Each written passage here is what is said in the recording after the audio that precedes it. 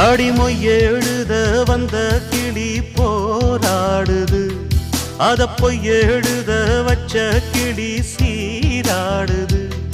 இதில் யார சொல்லி குத்தம் என்ன, எல்லாம் நேரந்தான்.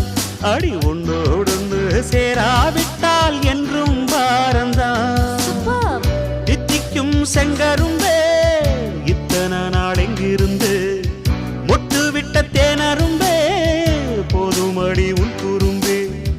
விட்ட கூரையோ தொட்ட கூரையோ இந்த உறவு என்ன முறையோ.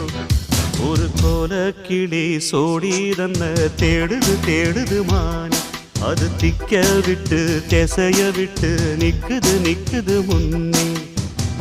இப்ப வருமோ எப்ப வருமோ ஆசை பிறந்த